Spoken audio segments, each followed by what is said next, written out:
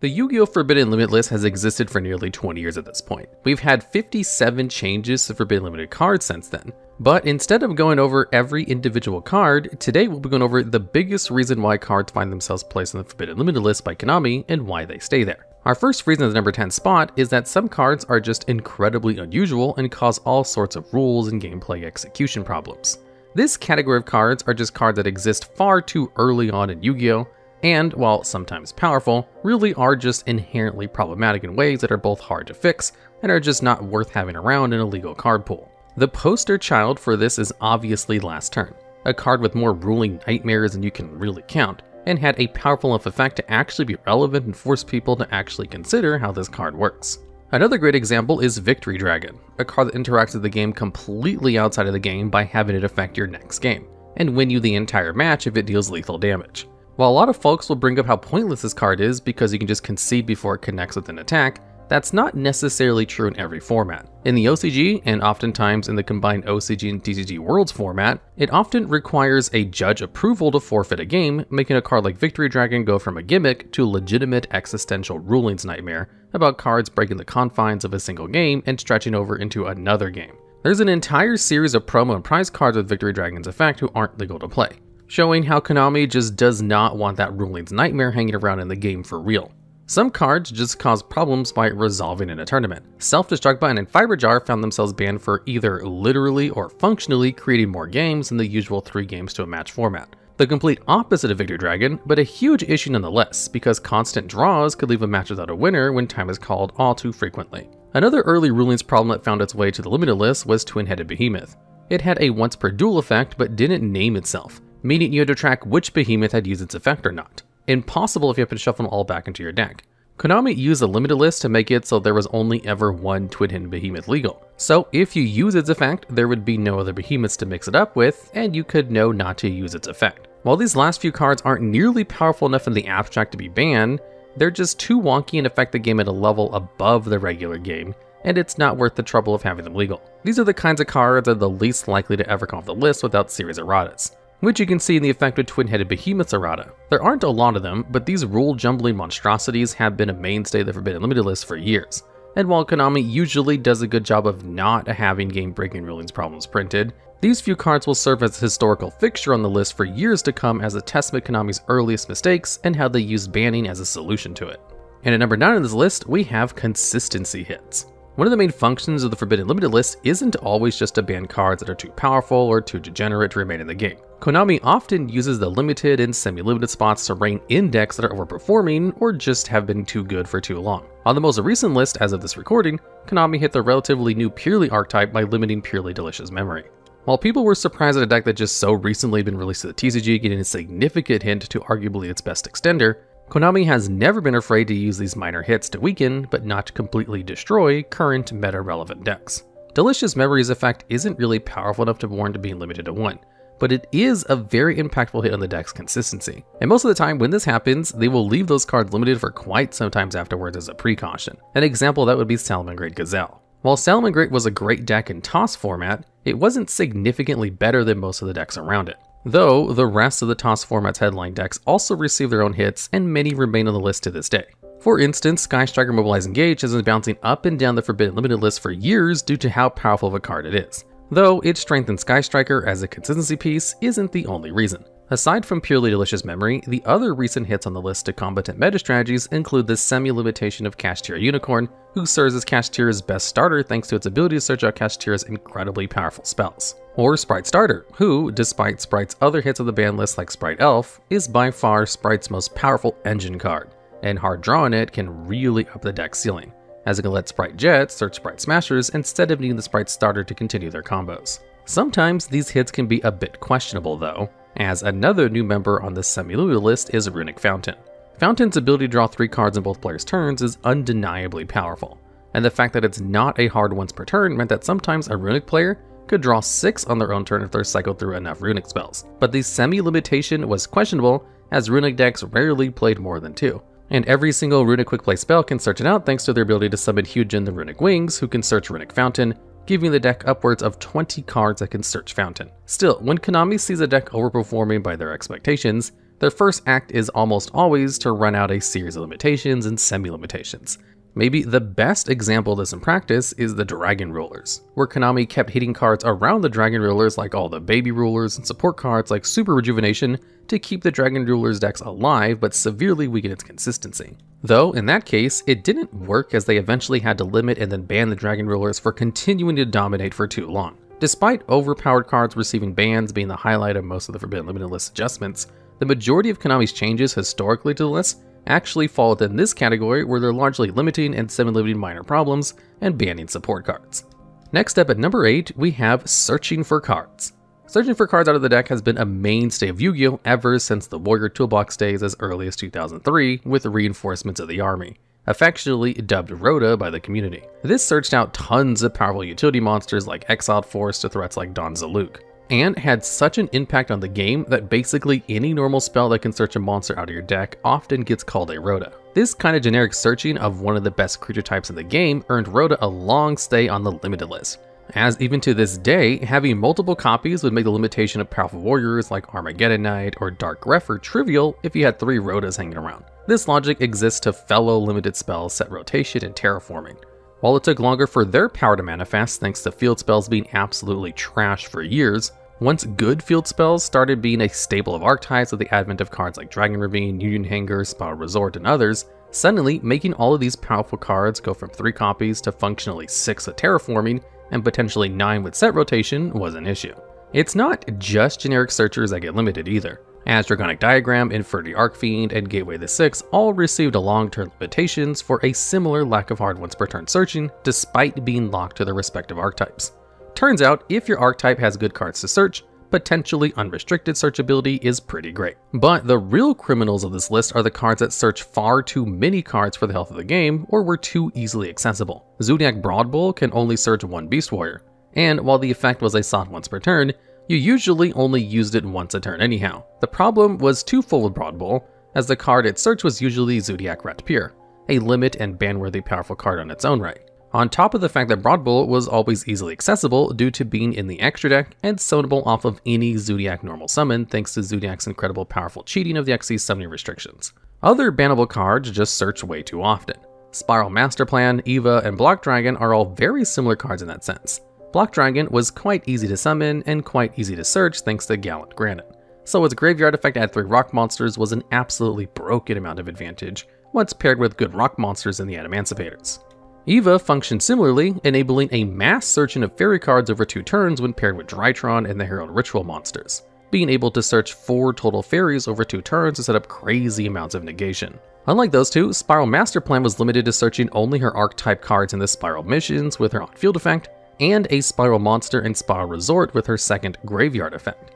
And while her Graveyard effect only searched 2 cards compared to Block Dragon's 3, her on-field effect lacked a hard once per turn, which is where the real problem starts. It was very typical to see Spirals searching upwards of 6 cards in 1 turn with Master Plan. It also didn't help that Spiral had a monster that could summon her straight from the deck in Spiral Double Helix, and one of the monsters she would search off, Spiral Quick Fix, also lacked a hard once per turn on its search effect and would search upwards of 6 cards in a turn too, making her just as accessible as other broken searchers, but also leading into bigger plays with the sheer advantage generation.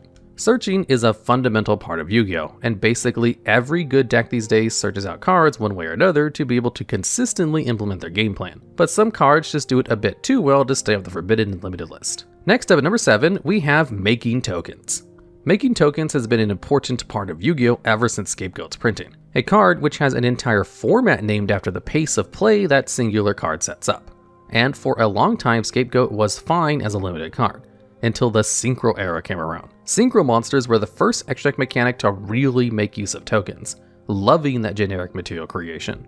A card like Scapegoat suddenly went from a powerful defensive tool to a defensive tool that immediately sets up a huge Synchro summon on the next turn with any tuner, which earned it a stint on the forbidden list. The Synchro era also introduced Dandelion, likely the second most prolific token generator of all times besides Scapegoat itself. Dandelion's lack of a once per turn and ability to summon 2 tokens into the graveyard from anywhere nearly immediately made it a candidate for the limited list, and even then Dandelion was the backbone of dozens of Synchro era decks. But that was small potatoes compared to what happened when Link monsters arrived.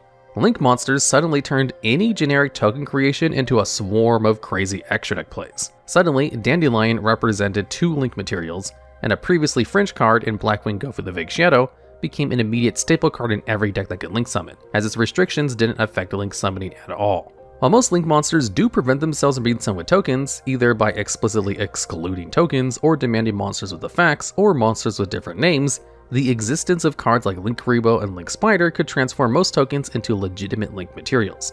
Scapegoat had been unbanned for several years before the Link era, but immediately had to go back to being limited thanks to these Link 1s enabling all sorts of plays. The most problematic cards aren't main deck token creators though, but the various extra deck token creators. Link Cross and Mega Phantom Beast Auroradon helped transform basically any Link deck into a deck that could access powerful Synchro boss monsters on top of the already powerful Link monsters. While both are known for working in tandem with their overpowered partner in crime, Kriston Halki Fibrax, Auroradon on its own represented a Synchro summon thanks to its ability to summon Mega Phantom Beast O-Lion, which earned O-Lion a 2-year trip on the list while Auroradon remained legal, representing another token generator ban thanks to O-Lion's double duty of being a tuner and making a token upon hitting the graveyard.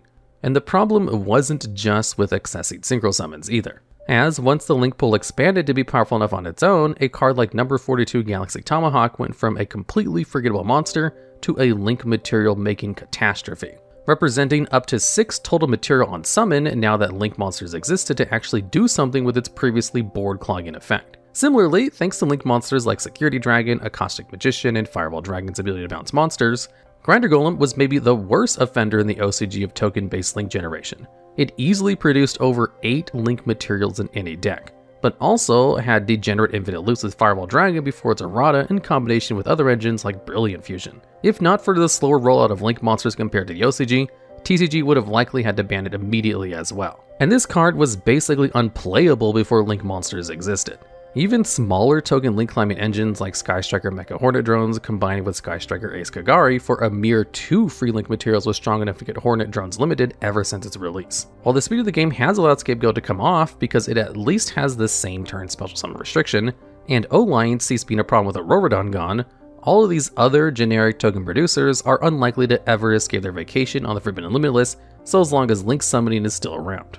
And at number 6, we have causing burn damage. For a long time in Yu-Gi-Oh's history, the most effective way to kill your opponent was to just burn them to death for a paltry 8,000 life points on your first turn, turning Yu-Gi-Oh from a battle between 2 players into an exciting game of coin flips and solitaire.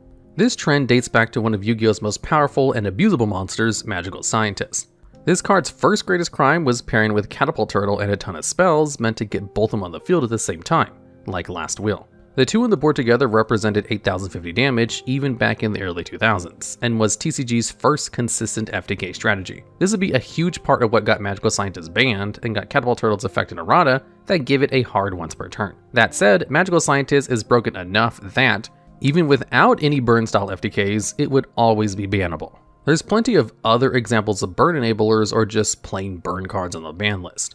Mass Driver is an obvious one as the core game-winning burn card in the infamous Frog FTK that would abuse Substitoad and Rototoad to fill up the graveyard with the frogs, and send 20 of them in your opponent's face with Mass Driver, pulling off the FTK and earning Mass Driver's long-time tenure on the ban list. Phoenician Cluster Amaryllis both does the summoning and the burn damage, and through an elaborate combo would set up a ton of plans in the graveyard to banish for its effects in the end phase. Then, so as long as you had Topologic Bomber Dragon on the field, Amaryllis would summon itself, get destroyed by Topologic Bomber Dragon's effect, and repeat the process a total of 10 times for 8,000 damage. This same style FTK was established with Samsara Lotus, who could infinitely summon itself with minimal setup, and only needed a burn enabler to abuse this infinite summoning, which is where Trickstar Black Catbat and Nightmare Cerberus came into play. Cerberus would keep Catbat alive from Topologic's effect, and Catbat would provide the 200 burn damage every time Samsara would get blown up by Topologic.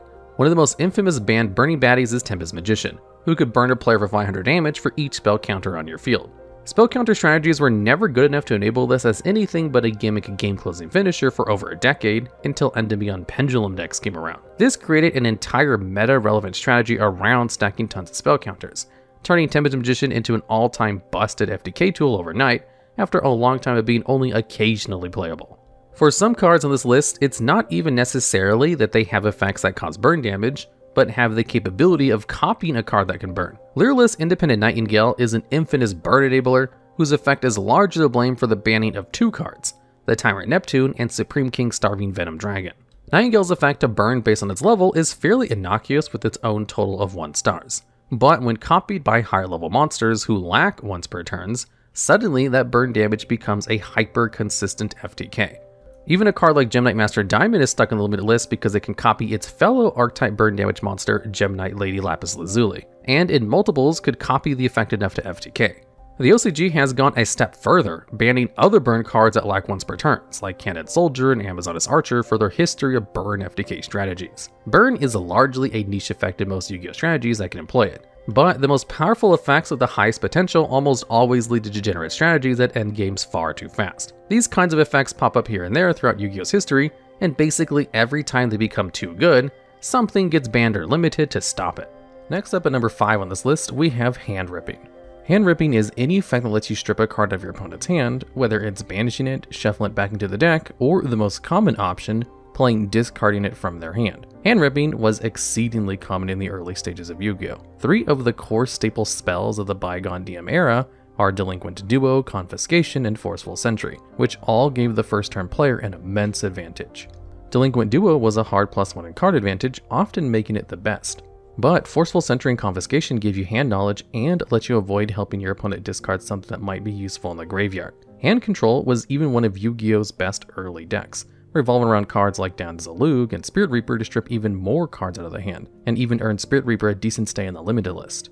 As Yu-Gi-Oh became faster, shutting down your opponent's plays before their first turn became increasingly more powerful. This led to slower but still useful plays on turn 1 in Trap Dust Shoot to become highly played despite its restriction to only monsters, and only against a hand of 4 or more cards. It became such an auto-include in basically every deck because of its power going first that Trap Dust Shoot joined its other DM era hand rips on the ban list. Maybe the funniest example of this is the most recent card sent to Forbidden List in this category, Appointer of the Red Lotus. For years, Appointer didn't see much play because it had a significant life point cost, gave your opponent hand information as well, and returned the card back to them at the end phase. So as long as there were more than 3 turns in a game, Appointer was a huge net negative. But, as you might be able to tell, Yu-Gi-Oh! Speed has become more and more extreme with the years, and Appointer went from a joke version of Trap Dust Shoot to arguably a better card, as it wasn't limited to just monsters and could still hit hands with less than 4 cards in them. A more and more common situation with hand traps being available to empty early.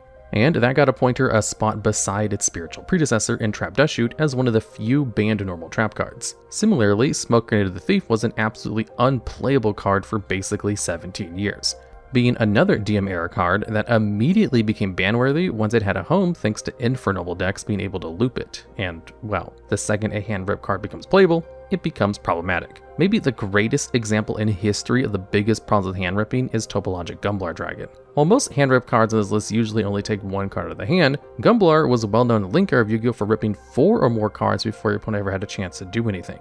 Psyframe Lord Omega is limited for a similar reason, as it lacks a hard once per turn, which meant decks would frequently summon 3 of them in 1 turn to rip 3 cards out of your opponent's hand. Hand ripping is one of the most powerful and hard to interact with effects in Yu-Gi-Oh! And the list has been filled with cards that do it for years. As more and more hand rip strategies become effective, more and more cards find their way onto the list. The second a card that hand rips becomes too accessible and too easy to fit into a deck, it's usually not too long before it takes a trip behind the ban curtain, never to be seen again. And on the other side of the coin, at number 4, we have drawing cards. Yu-Gi-Oh! As a game has treated card draw as the ultimate form of power for quite some time. Pot of Greed is infamous both in and outside of Yu-Gi-Oh! For its straightforward, simple, and fundamentally broken effect to draw 2 cards at no other cost. It automatically makes any hand +1 card better and is the staple amongst staples in Yu-Gi-Oh! And much like the hand ripping cards, there's a large group of old DM era staples that are all about drawing a bunch of cards. Joining up the Pot of Greed is the arguably more powerful card, Graceful Charity, the high risk high reward card, Mirage of Nightmare, and the near infinite value of Card of Safe Return.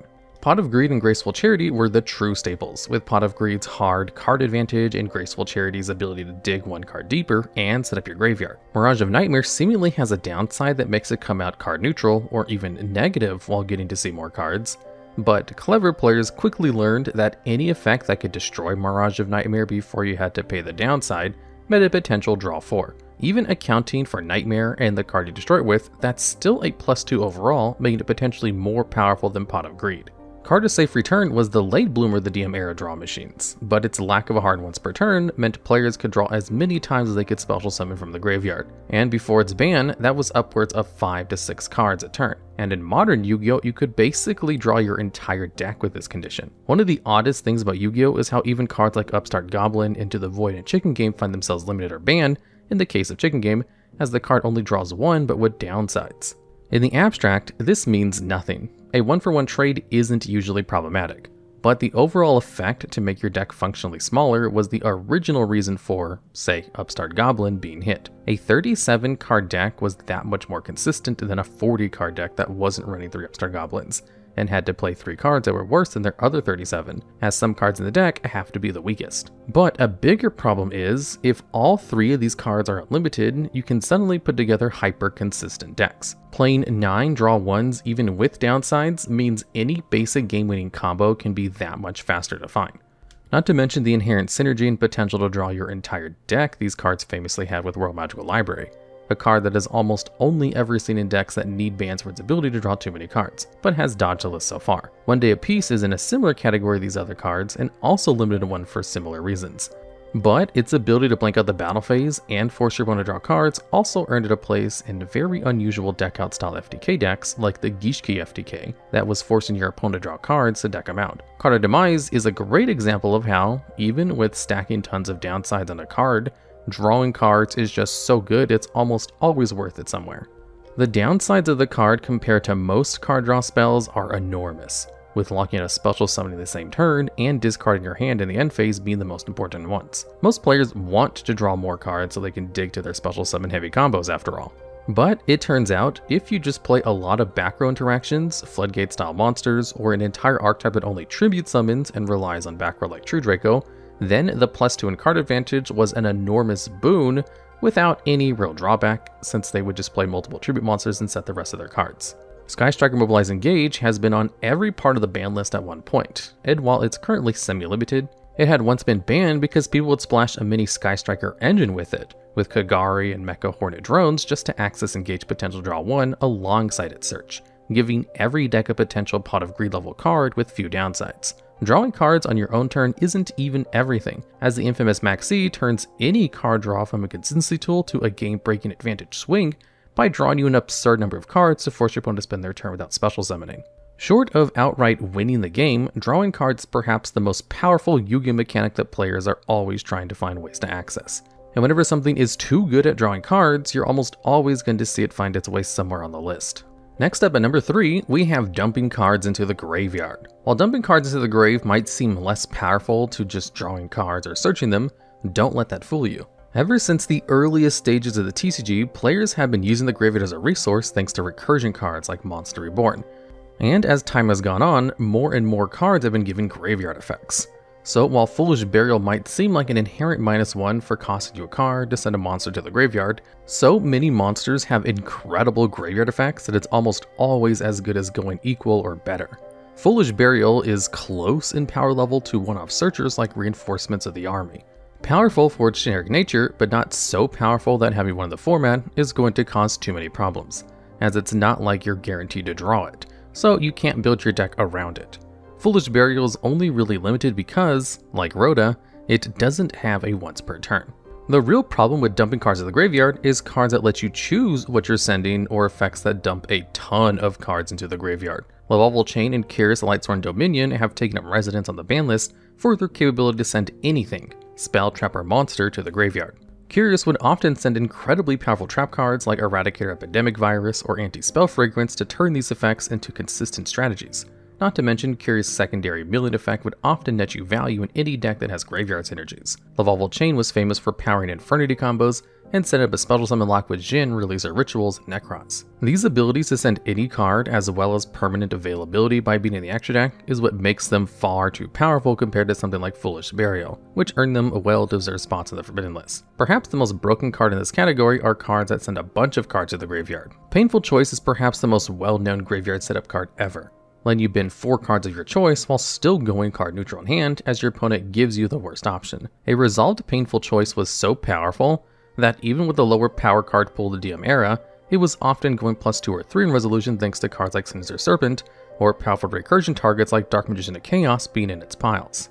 This mass dumping at one point extended to Future Fusion, which could send 5 dragon cards of your choice by revealing a 5-headed dragon, which earned it a ban at one point before an errata made this effect take an extra turn. Speaking of dragons, one of the most absurd card dumping monsters ever, number 95, Galaxy Eyes Dark Matter Dragon, dumped 3 differently named dragons of your choice, making it nearly as good as pre-errata Future Fusion while being consistently accessible out of the extra deck, enabling all sorts of strategies for FTKs, or setting up nearly insurmountable floodgates and boss monsters.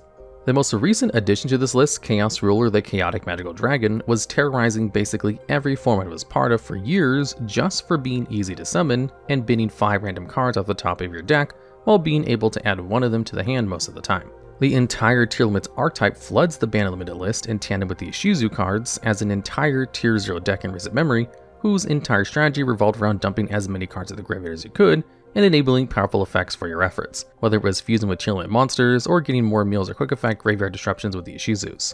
Mass dumping cards to the graveyard with these cards defined arguably the most overall powerful deck in the history of the game to this point. And I would be remiss not to mention perhaps the most absurd card ever at dumping cards to the graveyard, that Grass Looks Greener. It has the potential to mill 20 or more cards in most formats thanks to grass decks playing 60 cards, and most other decks wanting to play closer to 40. Basically, nothing in the game compares to resolving that Grass Looks Greener deck with graveyard effects. It's comparable to drawing 3 extra hands worth of value all off of one card, and is probably the best example of why cards that fill up your graveyard are often subject to a long time trip to the Forbidden and Limited list. And the second biggest reason for cards at this list is that they create powerful floodgate effects. Or, like in the case of the card Branded Expulsion, are directly related to enabling an extremely difficult to deal with floodgate. Floodgates in general have been very powerful in Yu-Gi-Oh! Ever since Skill Drain, Beatdown, and Burn decks abusing Gravity Bind and Level Limit Area B were top decks in the DM era, with all of these cards finding their way onto the Limited list at one point. But that's only the tip of the iceberg when it comes to floodgates. With Yu-Gi-Oh's increased pace of play, and the higher focus on decks piecing together several monster effects, powerful spells, and special summons throughout a turn, oftentimes the best way to win in Yu-Gi-Oh! Is to make it so your opponent can't play. Some floodgates are just far too easy to splash into any deck and have way too big of an impact for such a minor cost. Cards like Imperial Order can be functionally one-sided, as you can play all the spells you want on your own turn and then just flip Imperial Order on your opponent's turn and reap all of the benefits of the floodgate with none of the consequences. With special summoning being so important, the same situation arises with Vanity's Emptiness and Royal Oppression. It's incredibly hard for modern decks to play without special summoning, and any deck being able to play these backbreaking cards often turns formats into a game of who won the coin flip and who drew the overpowered purple card. Some decks might have some in-engine outs to these cards though. A deck like Adamantipator might run Tackle Crusader, or Spiral could run Spiral Tough, who can destroy back row without special summoning. So why not just shut down monsters entirely with arguably the best floodgate ever in Mystic Mine? Still, despite their ban-worthy power level, these cards are all much harder to consistently access and easier to interact with than really big problems. The worst kinds of floodgates are the kind that you have nearly no opportunity to interact with. We did a whole top 10 video on lingering effects that include many of these cards that you might be interested in, but the biggest culprits are cards like number 16 Shockmaster and Arch Nemesis Protoss, who can activate their effects on the player's turn and have a floodgate that extend into your opponent's turn with nothing they can play in their turn to affect it. Or a monster like Outer Entity Azathoth, who doesn't start a chain when summoned. So once it hits the board, no amount of interaction matters anymore. Sometimes the floodgate is attached to a protected monster that has functionally no way to be dealt with, like number 86 Heroic Champion Rongo Miniad. The previously mentioned Branded Expulsion is just like that, as it has the ability to summon something like Gimmick Puppet Nightmare to the field to prevent victims from summoning anything at all. And the only counter to it once it's set up is Red Reboot. Incidentally, Red Reboot is banned for being too powerful as an anti-trap card that floodgates the target for playing any more traps for a turn, while being a counter-trap speed itself, so only other counter-trap cards can ever interact with it. Floodgates, by their very nature, they protect themselves by limiting your opponent's potential options, and thus limiting their potential cards they can play to deal with them. Floodgates are a combination of incredibly powerful interaction, incredibly hard to deal with interaction, and incredibly frustrating to play against, because most of the time when a floodgate is good, the gameplay just devolves into one player not getting to try to play their cards. Even a card as relatively simple as Barrier Statue of the Stormwinds has found itself on the ban list, despite maybe being the easiest floodgate ever to out by just normal summoning monster with more than 1000 attack. Even this easy to out but still powerful floodgate becomes problematic when it becomes too easy to implement. as it was with Flunderies, or with Simorgh Bird of Sovereignty before the latter was banned, or when a simple floodgate is backed by another interaction to protect it. Floodgates take up an enormous amount of the Forbidden Limited list at any given time, with over 22 cards banned at the time of this recording for either being a floodgate or enabling one at some point, with even more on the limited list. There's almost nothing in Yu-Gi-Oh! That gets abused to the degree that Konami has to exterminate it from a format as much and as often as floodgating, short of one very important mechanic. And taking the top spot on this list of reasons that get cards placed on the Forbidden Limited list, we have special summoning. Now, special summoning is so incredibly common in Yu-Gi-Oh! That most cards that can enable such a basic mechanic are hardly problematic. But when you have over 5,000 cards in your 12,000 card pool mention special summon in some way, by the sheer weight of numbers, of course, this effect was going to be at the top of the list. The strongest example for this mechanic at its worst, Magical Scientist, shows off maybe one of the most dangerous kinds of special summoning. Special summoning monsters from the extra deck while bypassing their summoning requirements. The extra deck is where a lot of power in modern Yu-Gi-Oh! Lies, and while Magical Scientist was banned for its burn FTK shenanigans mentioned previously, and is an insane toolbox option for cards like Thousand Eyes Restrict way back in the early days, it's hard to describe just how absurdly powerful Magical Scientist would be in the modern game, with free access to Links, Xyz, and Synchros to summon by cheating out basically as many fusion monsters you want. Similar cards like Cyberstein and Metamorphosis are banned for usually only doing this effect once, with Guard Dragon Agripane sitting on the ban list for cheating out just dragon monsters in a similar way. Some monsters can basically special summon something infinitely many times, like how Fishborg Blaster, Level Eater, and Ronin Totem, with their lack of once per turns, just keep popping back on the field after you use them for material for an extra deck play, or how Mind Master can just summon as many psychic monsters as you want. This effect has some overlap with the previous entry on this list, Token Summoning, as Grinder Golem's penchant for infinitely resummoning itself so as long as you can bounce it is the second half of why it's so broken, along with the token generation. Special summoning is so ubiquitous and so powerful that every other entry on this list has a special summoning card somewhere in their roster that enables them. Phoenician Cluster Amaryllis is banned for being a burn FTK enabler, but only can do so because of how it can special summon itself. Card a safe return can draw your entire deck for if you want, but requires you to special summon monsters from the graveyard to do so. Half the time, sending monsters to the graveyard is only broken because it enables some crazy special summoning plays, like Fairy Tale Snow being able to summon itself from the graveyard forever, so as long as you keep filling up the graveyard. Some cards are banned just for summoning a ton of monsters at once, like Dimension Fusion, Return from the Different Dimension, or perhaps the worst culprit of all, Soul Charge, who all have the potential to mass summon monsters you've either banished or put in your graveyard from your previous plays. The list just keeps going. As of today, there's 192 cards populating the Forbidden Limited list, and 82 of those cards have to do with special summoning either themselves or other monsters. And that's underselling it, as some cards don't summon themselves or other monsters, but might enable broken special summoning otherwise, like Spiral Master Plan, or adding cards that can special summon to the hand, or Thunder Dragon Colossus being banned in part because it's just too easy to special summon by ignoring its own summoning requirements. Yu-Gi-Oh! Is a game largely about special summoning, and really more often about trying to break certain special summon mechanics to absurd degrees. It's the biggest and most common reason any card will ever find itself riding off into the sunset on the Forbidden Limited list, and that earns it the top spot on our list. Alright, and that's the list. Are there any other reasons you think cards get banned or limited that we might have left off the list? Are there any other topics you would like me to cover in a video? If so, leave those suggestions down in the comments.